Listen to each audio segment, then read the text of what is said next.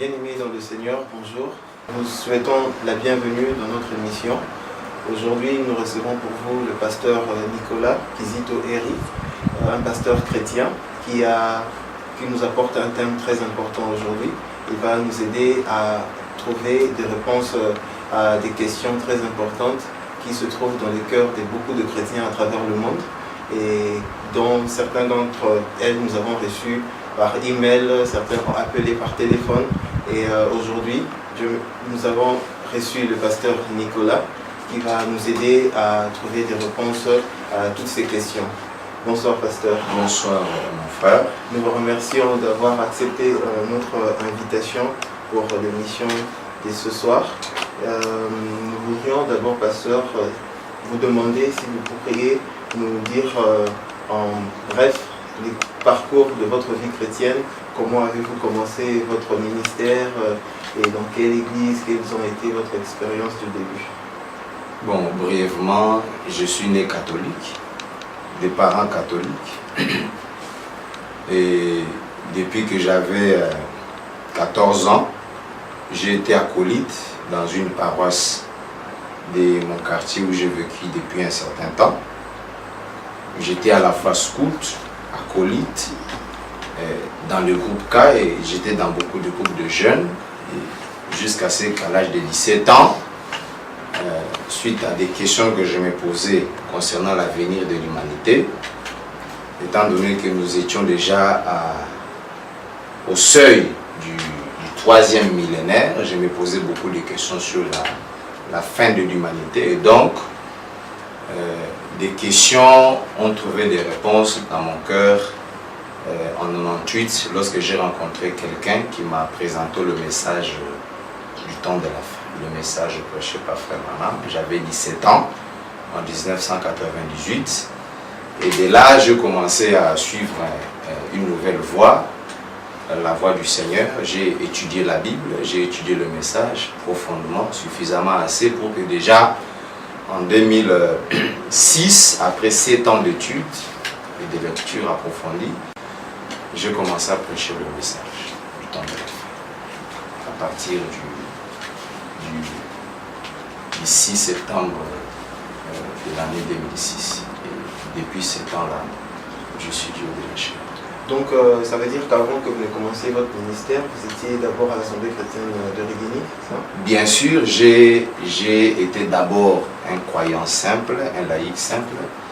J'ai parti à l'église comme toute personne jusqu'à ce que le Seigneur m'appellera à prêcher la parole. En 2006, j'avais 25 ans et je prêchais la parole dans certaines cellules et dans les prisons et un peu partout et dans plusieurs églises où on m'invitait dans la ville, dans les provinces et dans d'autres pays. Donc, tous ces endroits où vous alliez auparavant en prison ou dans d'autres églises, dans des cellules, c'était avec une recommandation de votre pasteur? Est-ce que c'était de votre propre initiative, de votre propre gré ou c'était... Non, je ne faisais jamais quelque chose sans prévenir le pasteur de mon église. Vous aviez des très bonnes relations? J'avais appris qu'avant de faire quoi que ce soit, il fallait tenir informé le pasteur dans l'église pour prier.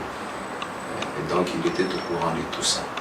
Y avait-il certaines affinités entre vous? Bon, Dieu, la grâce que Dieu avait mis dans mon cœur, c'est que j'avais beaucoup lu le message de Frère Branham et la connaissance que j'avais a fait que les anciens ont été attirés par cette grâce que j'avais en moi.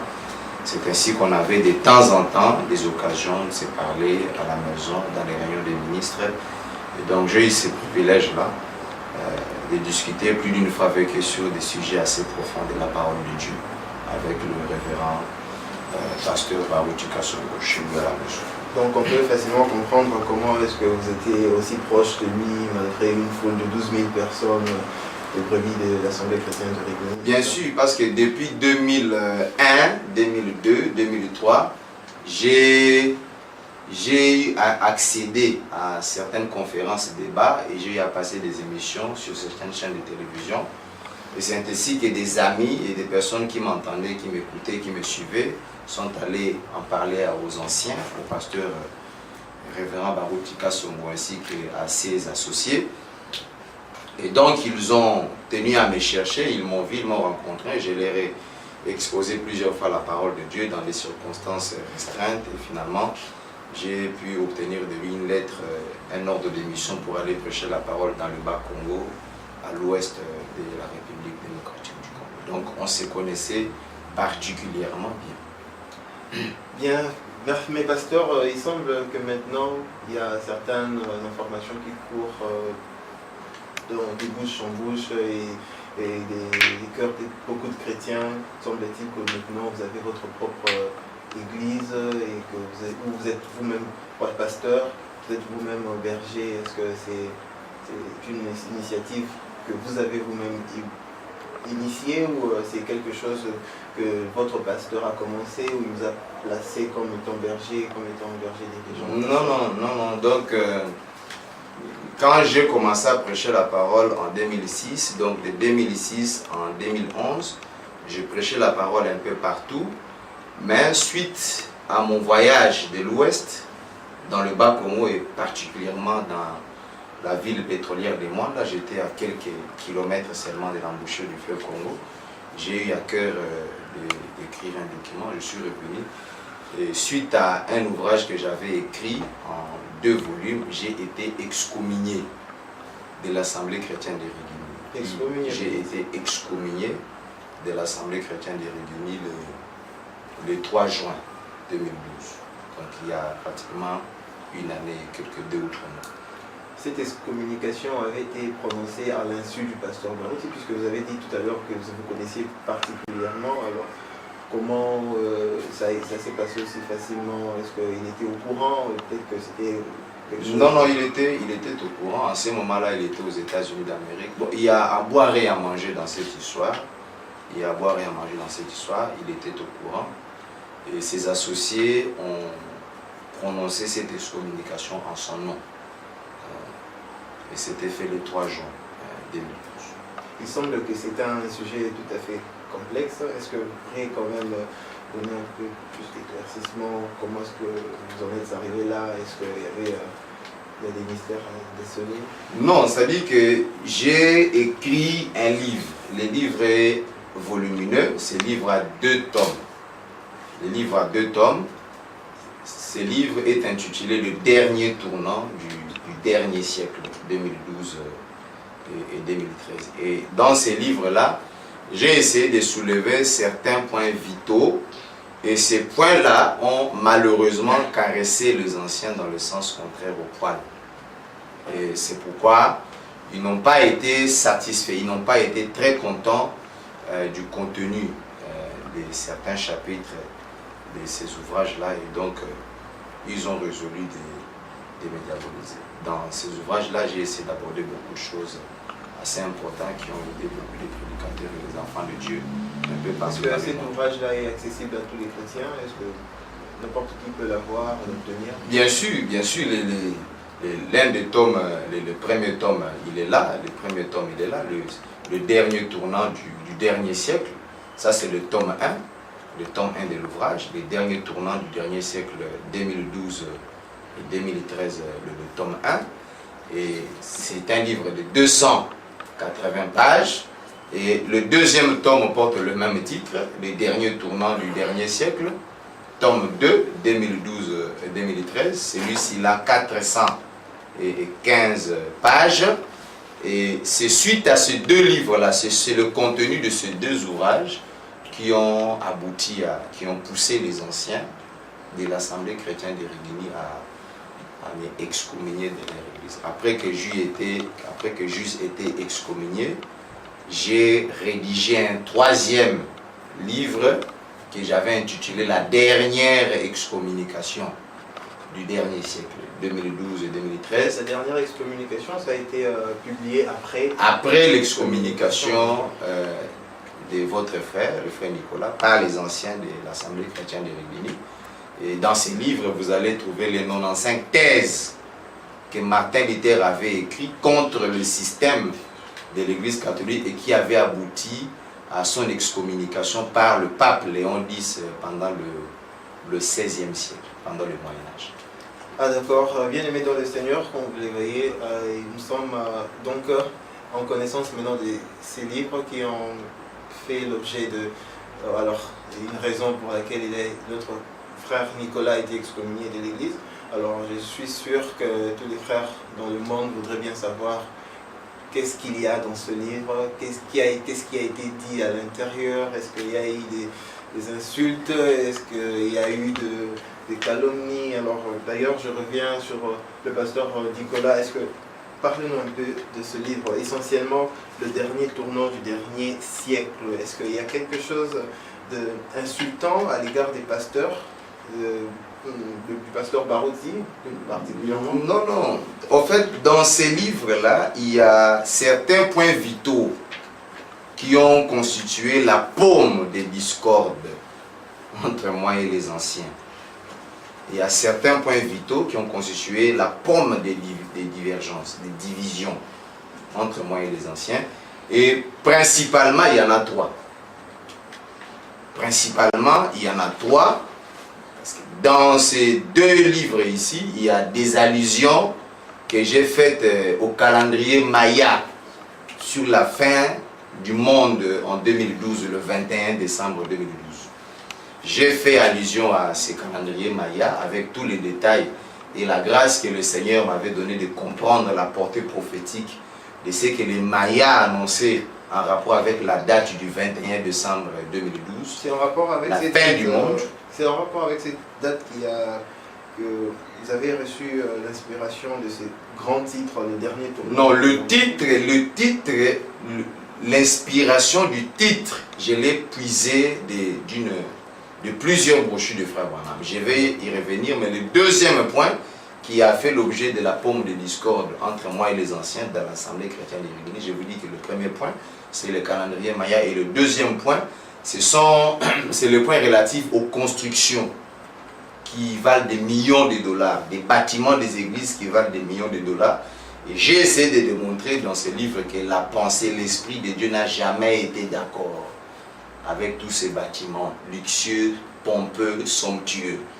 L'esprit de Dieu n'est pas d'accord avec ça. Et tous les détails et les preuves qu'aucun ancien ne peut contredire ni balayer se trouvent contenus dans ce livre-là. Et le troisième point vital qui a mené le torchon à brûler entre moi et les anciens, c'est la question relative à la nouvelle génération. C'est là où l'encre a beaucoup coulé. C'est là où j'ai failli perdre ma vie. C'est là où on a failli couper ma tête. La nouvelle génération. Monsieur Pasteur Nicolas, justement, avant d'aborder ce sujet très très délicat, je voudrais un peu que vous me parliez de ce calendrier, ce fameux calendrier Maya. Est-ce que vous avez quand même une certaine précision à y ajouter? Non, j'ai essayé de démontrer dans ces deux livres ici, contre toute attente et contrairement à ce que beaucoup de pasteurs pensent, j'ai essayé de démontrer que le prophète William Branham, il a parlé, il a présenté cette vérité fondamentale depuis qu'il a commencé son ministère jusqu'à sa mort.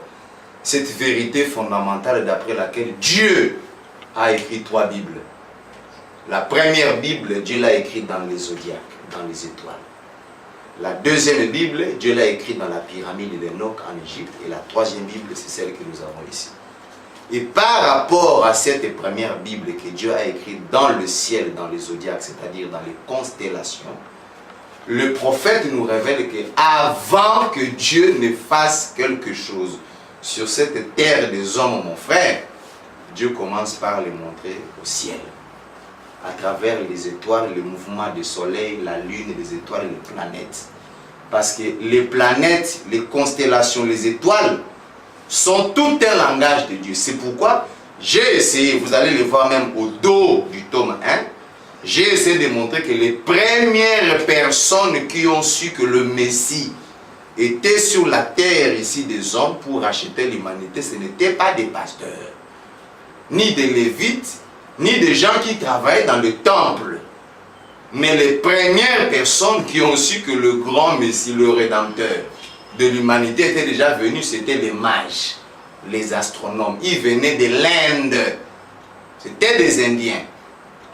Quand ils sont venus de l'Inde, depuis 2 ans de voyage, Ils observaient 3 étoiles qui étaient en constellation.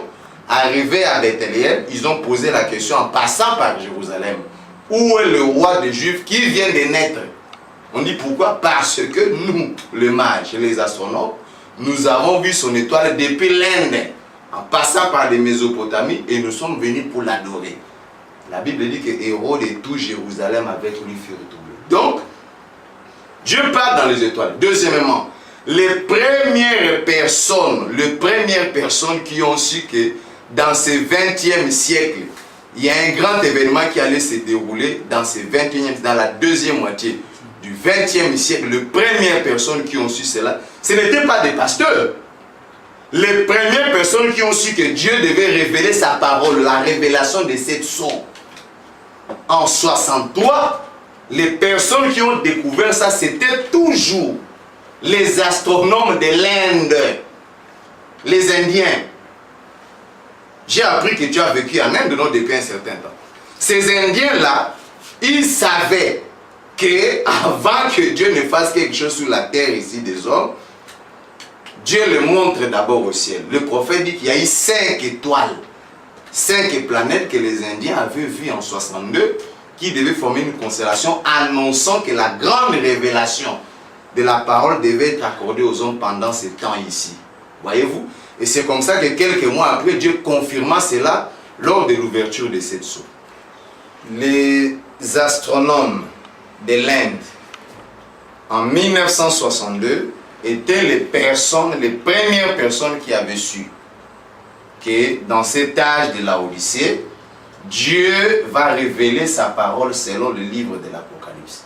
Ils ont annoncé cela en prétendant, d'après leur compréhension des constellations, des étoiles, des planètes, que ce serait la fin du monde et que le monde allait exploser, éclater comme une pastèque. Mais le prophète Branham en a donné l'interprétation correcte. Même à la naissance des frères Branham, le 6 avril 1909, les premières personnes qui étaient au courant qu'un grand prophète est né sur cette terre des hommes, ce n'étaient pas les pasteurs, ni les gens qui allaient dans les églises. C'était d'abord les astronomes, les mages. Parce que avant que Dieu ne fasse quelque chose sur cette terre des hommes, Dieu commence d'abord par annoncer cela au ciel. Les ciels, les étoiles, les planètes, les soleils, la lune, c'est la première Bible que Dieu a écrite. C'est ce que Adam, Seth, Noé, Enoch, tous ces gens-là lisaient avant que Moïse n'écrivit la première Bible en papier telle que nous avons aujourd'hui. C'est pourquoi j'ai soutenu dans le document que j'ai écrit dans ces 2 livres-là que le 21 décembre 2012, le calendrier Maya avait raison par rapport à la date. Mais l'interprétation qu'eux ont donnée à cette date-là, je ne suis pas très d'accord avec ça. Mais je suis persuadé que après le 21 décembre, selon la Bible, le message et toute la nature, il y a un grand changement, une jonction dans la phase prophétique de la marche de l'Église du Christ. C'est ça la vérité. Bien, donc tous ces points que vous énumérez l'un après l'autre sont repris aussi dans le livre. J'ai donné tous les détails. Tous les détails sont dans les 2 livres. Dans le premier tome, aussi bien dans le premier tome que dans le deuxième tome. J'ai démontré tous les grands changements qui sont censés s'opérer sur le plan politique, religieux, économique, scientifique après l'échéance du 21 décembre 2012. Ce n'est pas des spéculations. J'ai des preuves palpables. Ah, d'accord. Mais pasteur, il y a un point, le deuxième que vous avez cité en rapport avec la construction des églises qui coûtent des millions de dollars. Qu'est-ce que la parole de Dieu dit exactement au sujet de cela? C'est ce 3e point-là, c'est ce 2e point-là, je voulais dire, qui a dérangé sensiblement mes relations avec les anciens de l'Assemblée chrétienne de Rungis. Nous avons eu un débat houleux de plus ou moins 3 heures du temps. Ce débat avait commencé les 18 h, nous avons terminé en queue de poisson à 21h30, sans que personne n'eût convaincu l'autre. Je leur ai montré les Écritures dans le message de Frère Branham. Je leur ai dit que le bâtiment que nous sommes en train de construire là, Dieu n'a rien à voir là-dedans. Dieu n'est pas là. Vendez ça. Parce que ce bâtiment-là est contraire totalement à la volonté parfaite de Dieu dans cet âge. Ils m'ont dit que, comment tu démontres ça? Voilà ce que Branham dit.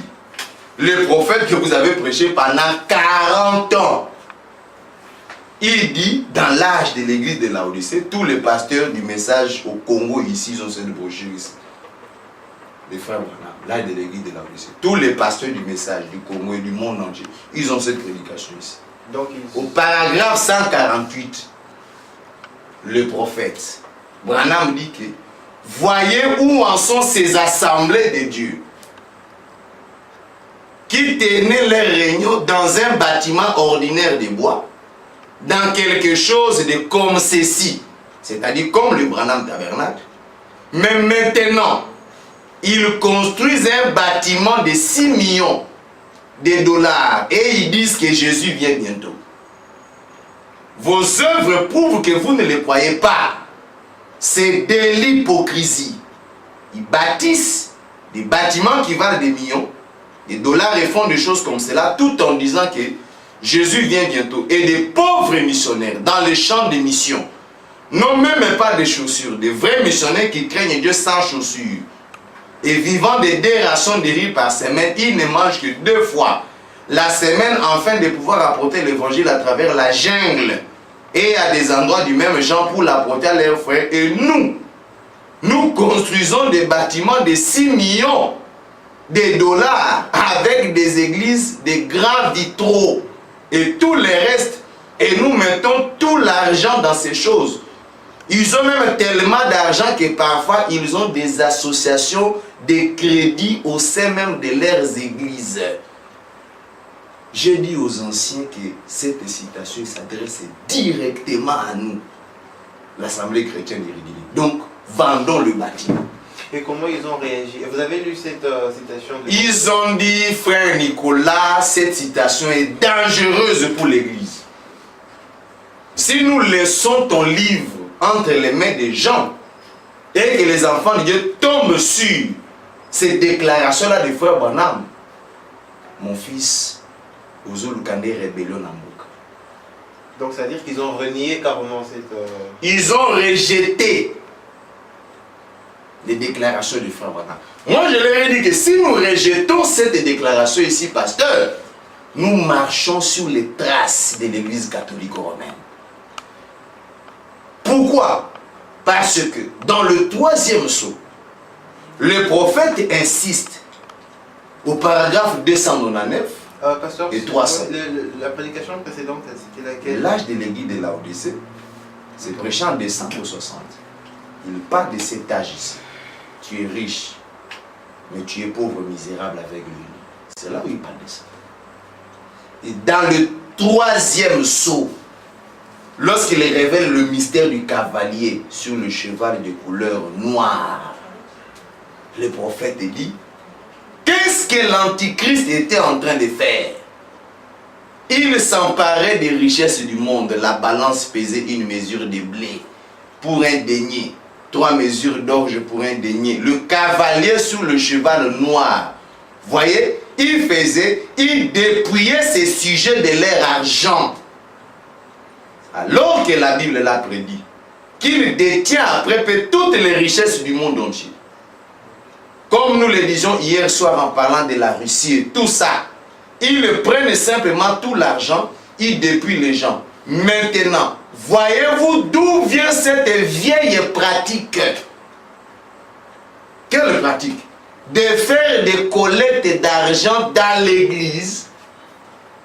Tenez-vous loin de ce genre de choses.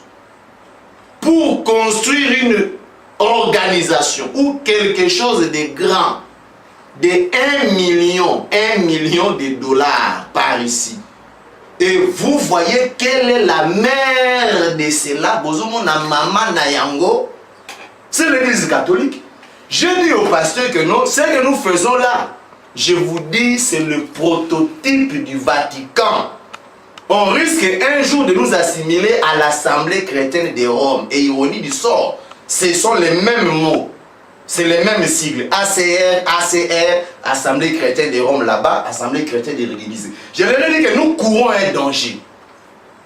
Vendons le bâtiment à l'État comme on l'est. Achetons un autre bâtiment et construisons quelque chose de modeste parce que nous croyons à la venue du Seigneur. Ça, c'est de l'hypocrisie. Tout ce que nous faisons ici, c'est de l'hypocrisie. Ils m'ont rejeté et ça n'a pas marché et j'ai plié mes bagages. Nous sommes rentrés à la maison et ça n'a pas marché. Alors, Pasteur Nicolas, c'est vraiment quelque chose de très délicat. Évidemment, chers frères et sœurs partout dans le monde, puisque vous nous suivez maintenant, nous allons petit à petit vers la fin de notre interview. Mais nous vous recommandons, chers chrétiens, de prendre d'entrée vous-même en possession de ce livre pour comprendre avec beaucoup plus de détails qu'est-ce qui est dit à l'intérieur. Parce que vous-même, vous voyez, il n'y a pas seulement ça comme point, il y a 3 points tels que les pasteurs Nicolas les a cités bien avant. Il y a en rapport avec les calendriers mayas, il y a aussi un rapport avec les constructions des églises qui valent des millions de dollars. Mais il y a aussi un 3e point d'ailleurs, pasteur, qui me revient à l'esprit maintenant. C'est aussi, ça fait preuve aussi de beaucoup de questions. Il s'agit d'une partie de ce que vous avez dit dans votre livre. Je pense que c'est le 2e tome, voilà, c'est celui-là, à la page 26 de votre 2e tome. C'est le dernier tournant du siècle. C'est écrit en 2012-2013, c'est le titre de ce livre. À la page 26, vous dites « L'ancienne génération, celle formée de tous ceux qui ont servi le Seigneur durant les 40 dernières années, devront littéralement céder la place à cette génération montante. » Oui. Ah, pasteur, dites-nous, que vouliez-vous dire par là? Oh, je vais dire par là que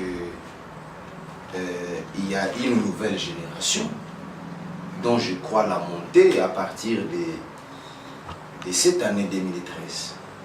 Je crois en la montée de la 3e et la dernière génération avant l'anéantissement total du monde entier. Donc, je vois même la suite ici, vous parlez même avec plus de précision en rapport avec même certaines dates qui marquent la fin de la période des transitions. Vous parlez ici des périodes de transition, etc. Non, parce que dans mes livres, j'essaie de montrer que depuis que le grand prophète William Branham a déclenché les réveils à partir de ce que Dieu lui avait dit au bord de la rivière Ohio, le 11 juin 1933, il n'avait que 24 ans. Depuis 1933, jusqu'au moment où nous sommes en train de parler ici, il s'est écoulé très exactement 80 ans. Et selon la Bible et les enseignements prêchés par Frère Branham, une génération compte toujours 40 ans. Donc, lorsque nous avons en face de nous un principe aussi sacré que celui-là, c'est-à-dire un principe selon lequel une génération compte 40 ans, on ne spécule pas, on ne s'imagine pas quelque chose dans notre tête. Ce sont des précisions formelles à partir desquelles on doit effectuer des calculs, stylo à la main, avec un point de départ dans notre pensée, dans notre esprit. C'est pourquoi le point de départ, tout prédicateur dans cet âge de la Odyssée, c'est que le point de départ du réveil déclenché par Frère Branham, c'est ce que Dieu a fait au bord de la rivière Ohio.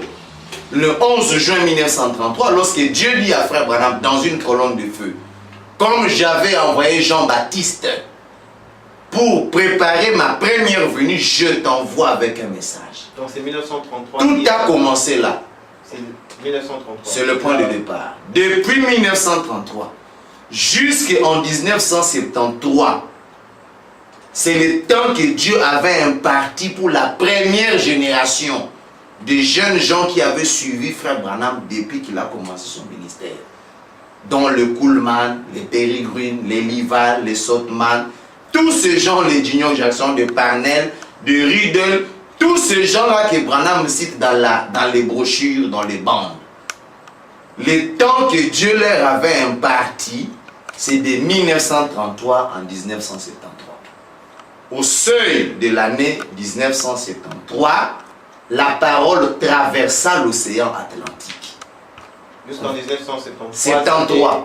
C'était la première génération. La première génération. La parole traverse l'océan Atlantique. Selon les prophéties que Branham avait données, qu'un jour l'Afrique enverra les missionnaires ici aux États-Unis. Tous ces gens qui avaient suivi Branham depuis 1933, en 1973, ils sont venus léguer la parole aux jeunes Africains qui étaient dans des Nzambe Malam, dans les églises de Haïdi Nabala. Parmi ces jeunes gens, il y a des personnes comme des Mukuna Chipuyawa Kazali, les Baruti Kasongo, les Dio Kasambuluja, les Vibidila Mwana Manyanga. Tous ces vieux, ils étaient des jeunes gens à cette époque-là. En 73, ils avaient tous moins de 30 ans. Tous. Ils ont commencé une deuxième génération du message des frères Branham.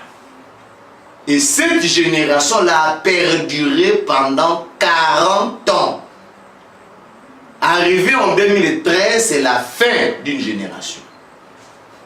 Et donc là commence une nouvelle génération. De 2013 jusque dans le millénium. C'est la montée de la troisième et dernière génération. Il y a donc 3 générations. Il y a 3 générations. Parmi les 3 générations, à laquelle appartenez-vous? Nous appartenons à la troisième et à la dernière génération. La génération qui démarre en 2013 après le 21 décembre 2012.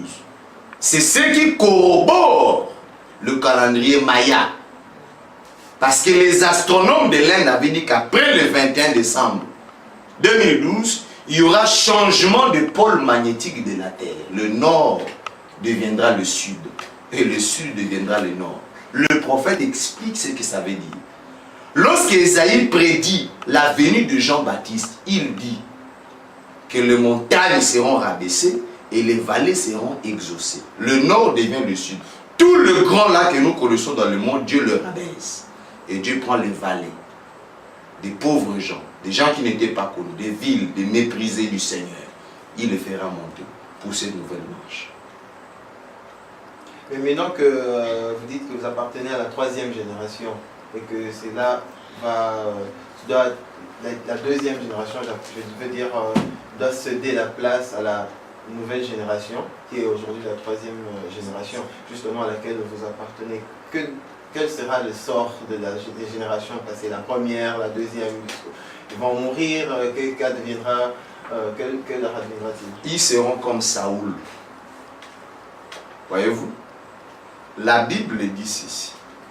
Saoul régna pendant 40 ans en Israël. Lorsque son temps de règne était terminé, parce que selon la Bible, on ne règne pas pendant plus de 40 ans. Le temps imparti pour le règne d'un roi, selon la Bible, c'est 40 ans. Quand on atteint 40 ans, Dieu change des acteurs. C'est ainsi qu'à la 40e année, Dieu oignit David. Mais Saoul continue à livrer des guerres, à livrer des combats comme roi en Israël. Mais Dieu avait déjà rejeté Saoul en lui enlevant l'onction de la royauté. Il a mis cette onction sur David. Mais Saoul occupait encore son trône, comme tous les pasteurs ici. Ils occupent encore leur chair. Mais Dieu les a déjà rejetés. L'onction est sur le jeune David. Mais en ce qui concerne leur âme, il reste quand même des serviteurs. Non, le prophète dit que si vous dites que Saoul est perdu, Dieu va vous juger. Nous ne disons pas qu'ils sont perdus. Nous disons que leur règne, tu vois ça? Et j'ai démontré ça même dans ces livres ici. C'est-à-dire que quand un homme commence à régner à 30 ans, à 70 ans, son règne s'arrête. Et dans le naturel, nous avons vu ça. Quand les Hosni Moubarak ont régné pendant 40 ans, les Kadhafi, les Ben Ali, ils ont voulu forcer le pouvoir. Les lois de la nature se sont exécutées sur eux. C'est-à-dire, quand vous forcez la nature, après 40 ans, on ne règne pas. Quand vous forcez la nature, vous forcez le pouvoir, les lois de l'univers vont s'occuper de vous. Je ne pense pas qu'un seul pasteur du Congo a l'intention de terminer comme Kadhafi, ou comme Ben Ali, ou comme Hosni Moubarak. C'est vrai. Alors, chers téléspectateurs, vous avez, je suppose, compris jusque-là la profondeur de ce thème. C'est pour ça, au début, nous avions dit que ce thème est un thème très délicat, un thème qui sème beaucoup de questions dans les cœurs des chrétiens. C'est pour ça que je vous ai recommandé cet ouvrage, ces livres qui a été imprimé en 2 tomes, les derniers tournants du dernier siècle. Le tome 1 et le tome 2 sont tous disponibles. Vous pouvez nous écrire à l'adresse qui est affichée sur les bas de votre écran, ou aussi appeler par les numéros qui sont affichés au bas de votre écran. Et pour en savoir plus sur où et comment pouvez-vous acquérir ces deux ouvrages. Mais je voudrais revenir au pasteur Nicolas. Nous avons une question pour vous. Connaissez-vous le frère Joseph Branham? Le frère Joseph Marion Branham, je le connais. Je le connais, pas personnellement, mais je le connais à travers les écrits du frère Branham, la vie du frère Branham. Le frère Joseph, c'est le fils cadet du frère William Marion Branham. Je le connais très bien. Donc vous avez quand même une idée aussi sur son ministère, et spécialement en rapport avec les 3 générations que vous avez énumérées. Vous pensez aussi qu'il appartient à une de ces générations? Je crois pertinemment, je crois personnellement que le frère Joseph Marion Branham a un très grand rôle à jouer dans cette 3e génération ici, la dernière génération, parce qu'il y a des prédictions que le prophète Branham, des prophéties que le prophète Branham avait données sur lui, son fils, quand il était encore bébé, même quand il était encore tout jeune, parce que quand le prophète Branham a connu son accident, le frère Joseph n'avait que 10 ans, il était encore tout jeune, et il est quand même déplorable, et ça il faut le souligner, et de constater que les pasteurs du Congo, de la 2e génération essentiellement, ne se donnent pas cette peine-là d'étudier en profondeur ce que Dieu a voulu penser, ce que Dieu a voulu nous exprimer relativement au ministère que le prophète Joseph Marion Branham est censé remplir dans cette dernière génération ici. Et ce qui est scandaleux dans tout ça, c'est que un diacre qui était prédicateur dans l'Assemblée chrétienne de Rigini a été destitué de ses fonctions suite à cette vérité-là. Le frère Martin Lutonadio, il était diacre dans l'Assemblée chrétienne de Rigini. Je n'oublierai jamais cette nuit-là.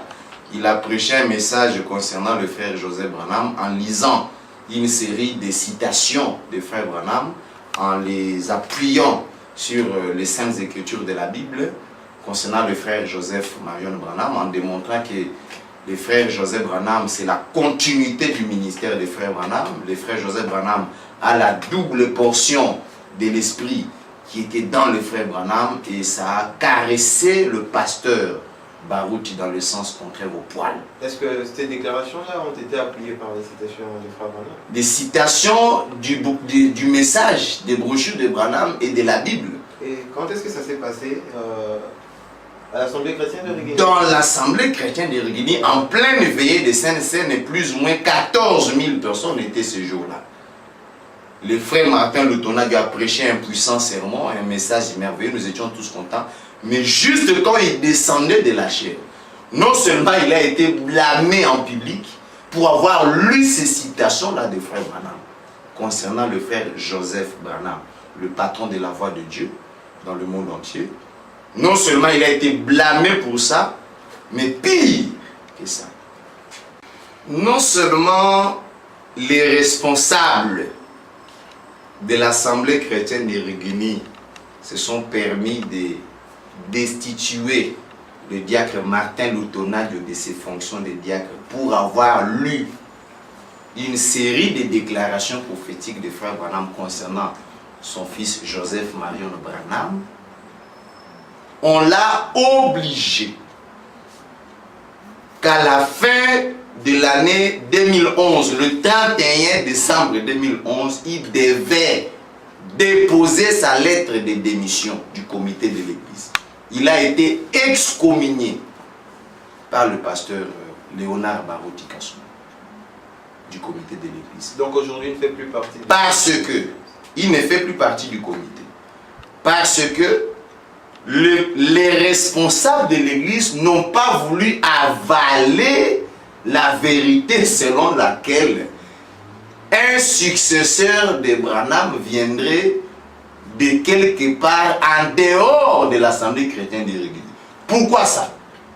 Parce que pendant plus ou moins 30 ans, les responsables, le pasteur Baruti Kassouma, s'était vertueux à faire pénétrer dans le cœur de son peuple que c'est lui la continuité du ministère de frère Branham en Afrique et dans le monde entier. Et lorsque Lutonadio, le diacre, s'est permis de présenter Joseph Branham comme étant le successeur du prophète, non, l'imposture du rôle s'est déclenchée. Il n'a pas pu supporter qu'on présente un autre roi en dehors de lui. C'est là où la guerre a commencé. C'est pourquoi, en rapport avec la troisième génération, j'ai toujours salué l'initiative du prophète Joseph Marion Branham lorsqu'il a créé en 2006, au mois de mars, les Young Foundations.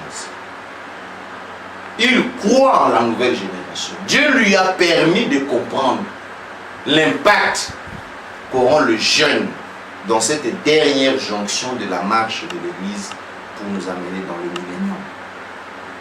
Voilà ce que je pense du frère Joseph par rapport à cette troisième génération.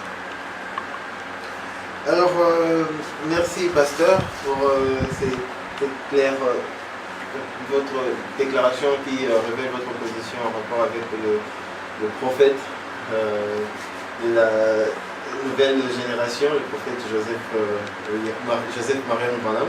Mais avant de terminer cette interview, pasteur, nous avons encore une série de questions que nous voudrions vous poser, qui n'ont pas vraiment trait directement à votre ouvrage, mais en tant que ministre, nous pensons que, ou docteur, nous pensons que ce sont quand même des choses que vous ne devriez pas ignorer et qui ne devraient pas vous laisser indifférent. La première, c'est de savoir ce que vous pensez sur la problématique relative à l'écoute des bandes, du ministère de l'écoute des bandes.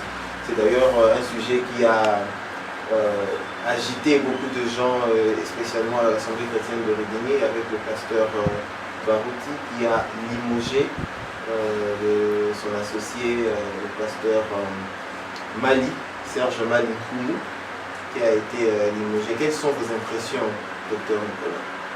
C'est vraiment une épine dorsale, cette question-là. Et ceux qui sont responsables de ces désastres-là ne voudront jamais entendre ce que j'ai l'intention de dire maintenant.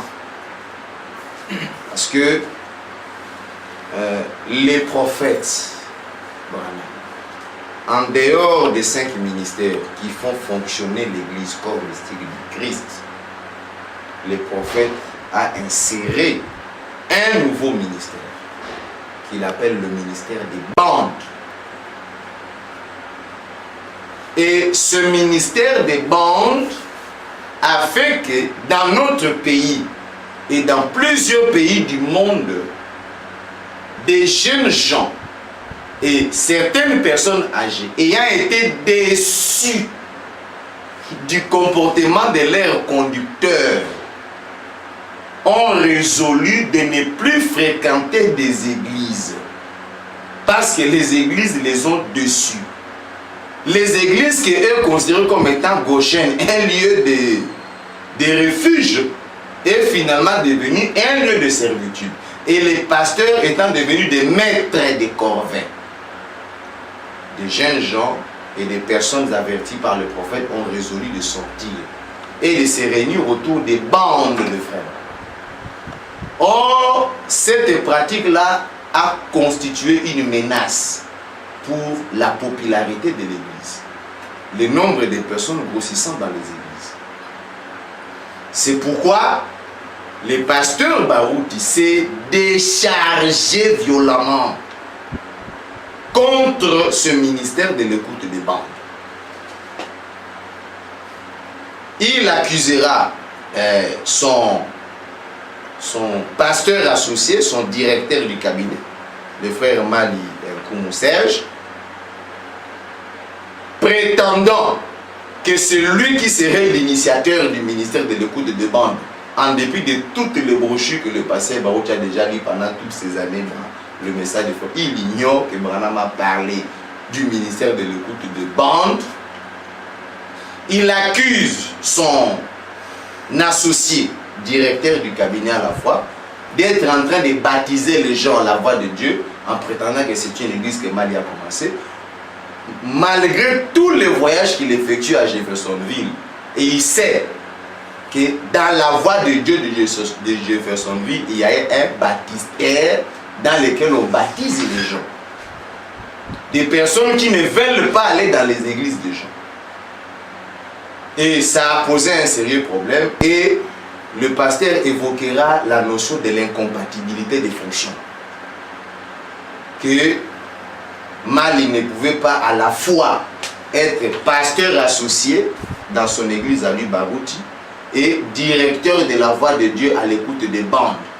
Il prétend la face du monde devant son peuple que ces deux fonctions-là sont incompatibles et il appuie ça sur Matthieu chapitre 6 verset 24. J'ai sa lettre ici, sa mise au point. Mise au point les raisons de limogeage de Mali en sa qualité de pasteur associé. Il écrit incompatibilité des fonctions, nul ne peut servir deux maîtres à la fois, Matthieu 6 verset 24. Mais je suis dit là-bas que nul ne peut servir Dieu et maman à la fois. J'étais choqué de me rendre compte que le pasteur Barouti prétend que dans ces relations entre la voix de Dieu et l'assemblée chrétienne de Rigini, il y a un maman, il y a un Dieu. Donc, lui c'est Dieu et la voix de Dieu c'est maman. Quelle tragédie! Mali à la voix de Dieu servait maman, à Rigini servait le Dieu Barouti Kassogobi Ndjali. Quel désastre! Et tout ça là, on les met dans les oreilles des enfants de Dieu qui ne veulent pas lire la parole de Dieu. Je comprends pourquoi un Français dit que quand on veut cacher des vérités aux Africains, il faut les mettre dans un livre. Et les conducteurs des églises profitent de l'ignorance de nous les Africains. Nous ne voulons pas étudier et connaître les vérités. On nous berne, on nous dupe. Et tout ce à quoi il passe le temps, c'est de maudire et tout ça. Mais Mali a été chassé de l'église. Le frère Joseph Branham aurait envoyé une lettre de 14 pages au pasteur Barouti Kassogo concernant ce dossier ici. S'il a le courage de le lire à son église, il n'a qu'à le lire, cette lettre. Et nous attendons la suite, comment est-ce que les événements vont se passer. Vous connaissez le contenu de la lettre? Avez-vous réussi à obtenir? Je n'ai pas encore lu cette lettre-là. Jusque-là, je n'ai pas encore lu cette lettre-là, mais j'ai une idée de son contenu. Ah oui, comment que pensez-vous? J'ai une idée de ce contenu parce que je connaissais les intentions du pasteur Barouti pendant la semaine où il a limogé son pasteur associé. Dans les dimanches qui suivaient, il s'apprêtait à les livrer au diable en évoquant un deuxième lot de mensonges. Vie impure, impudicité, mensonges et beaucoup de trucs. Et suite à la lettre des 14 pages que le frère Joseph lui aurait envoyée, il a un peu eu de retenue. Mais je connais les raisons pour lesquelles il a eu des retenues. Je connais les raisons pour lesquelles il a eu des retenues. Mais je ne vais pas en parler maintenant. Bien. C'est justement ce que nous voulions savoir, puisqu'on voulait que vous vous sentiez libre d'en parler ou pas. Alors, chers bien-aimés dans le Seigneur, nous tendons petit à petit à la fin de notre interview. Je suppose et j'espère que Dieu nous fait suffisamment grâce pour que vous trouviez à travers les réponses du pasteur Nicolas des réponses à des questions que vous avez peut-être depuis longtemps. Pour l'instant, nous mettons une pause et nous vous proposons cet élément et à nous revoir tout à l'heure.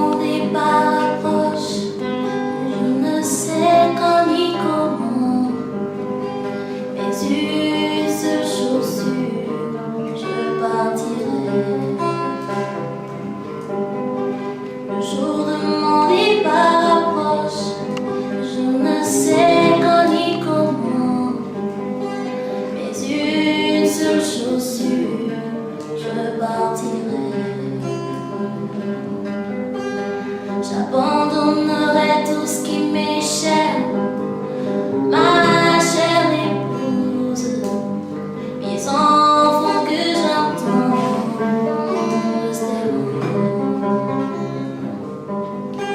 J'abandonnerai tout ce qui m'est cher, ma chère épouse, mes enfants que j'entends rester loin. Enveloppé de son corps, la gloire de la Shekinah qui me conduira en sa présence. Enveloppé de son corps, la gloire de la Shekinah qui me conduira en sa présence.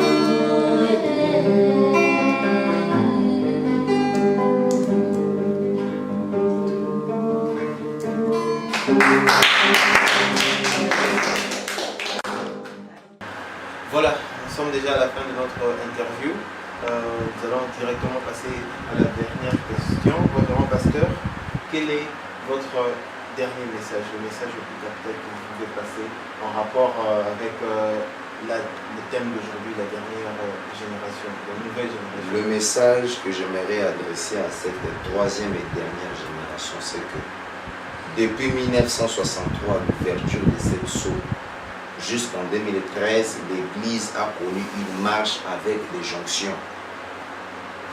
Dans le respect du livre de Lévitique, chapitre 25, du 1er au 13e verset. Chaque 7 ans, des grands événements ont marqué l'histoire de la marche de l'Église du corps mystique de Christ. De 1963 en 70, de 1970 en 1977, de 1977 à 1984, de 1984 en 1991, de 1991 en 98, de 98 en 2005 et de 2005 en 2012, ça fait 49 ans. Selon le message de Branham, 49 ans c'est le changement complet et la 50e année qui est 2013 c'est l'année de jubilé. Nous annonçons à la face du monde que que cette année ici est celle pendant laquelle la trompette de Dieu sonne pour la liberté de tous les esclaves du monde entier. Ceux que le diable a pris en esclavage dans les églises, sous les maîtres des corvées. Ils ont été esclaves de tout ce qui se passe dans les églises. Dieu se prononce encore dans cette génération. Sortez du milieu de mon peuple. Parce que le temps des églises est terminé.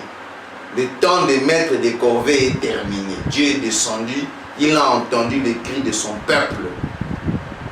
Il dit à cette génération ici, notre chemin c'est vers le millénaire. L'enlèvement est proche. Arrêtons avec des choses qui se passent dans des églises, des choses qui n'ont rien à voir avec la parole de Dieu. C'est pourquoi nous demandons à tous les enfants de Dieu, lorsque quelque chose ne marche pas dans l'église, tournez le dos à cette église-là et revenez à la parole de Dieu. C'est ça la meilleure solution. Que le Seigneur vous bénisse. Amen. Chers téléspectateurs, chrétiens, croyants du message de Frère Branham, sur toute la terre, partout dans le monde, partout où vous suivez, vous regardez cette émission. Que le Seigneur vous bénisse. Nous sommes arrivés à la aujourd'hui. Regardez encore une fois, contactez les numéros et les adresses qui sont pour avoir plus de précision et pour parler, pouvoir vous entretenir avec le pasteur.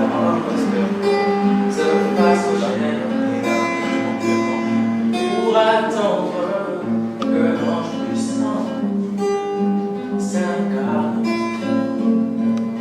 comme un père dans le jardin d'Éden.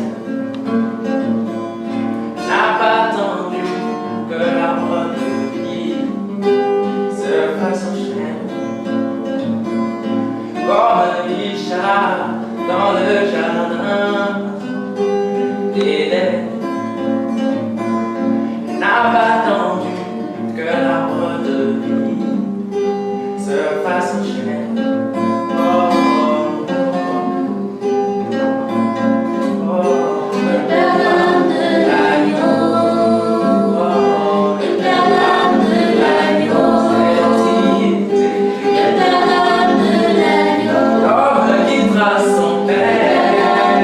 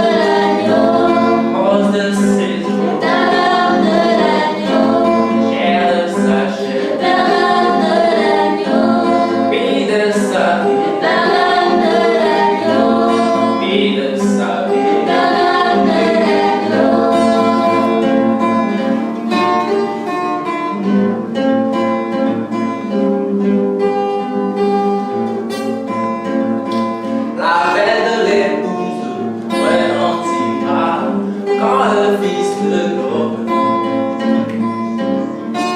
descendra dans sa gloire, venant du ciel. Comme ce fut à Sodome et au Hippimène, Malachie 4 nous dit ceci, Ishaba, que Jésus-Christ lui-même descendra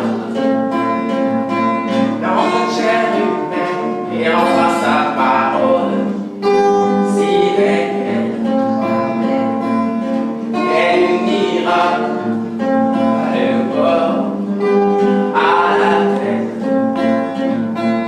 Elle unira l'épouse à lui-même.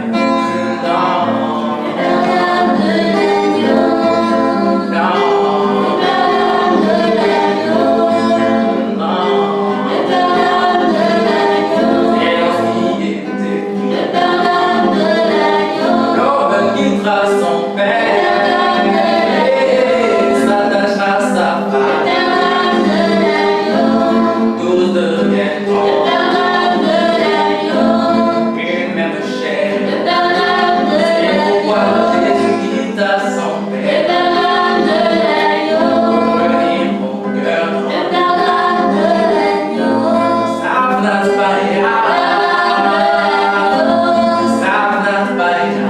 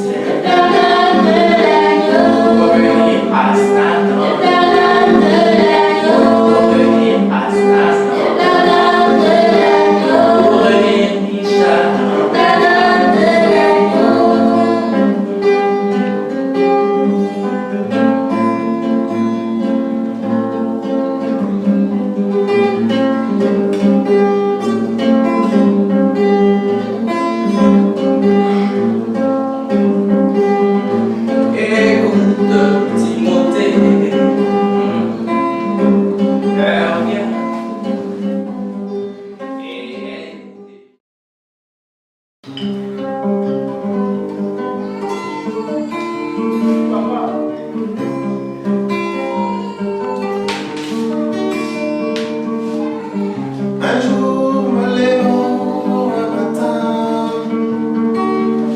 regardant vers l'horizon, j'ai vu comme le ciel s'arrêter quelque part.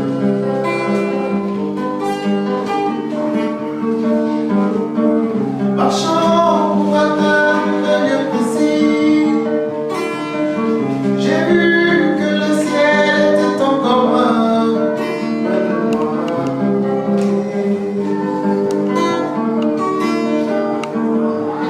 Que devrais-je faire pour mes bien-aimés? M'arrêter ou continuer à marcher, alors que je me sentais déjà fatigué.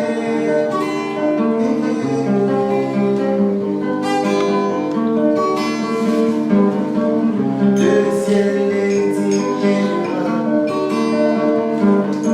inqualifiable, le ciel est inquantifiable. C'est cela l'amour de Dieu, c'est cela l'admiration, c'est cela la parole de l'homme.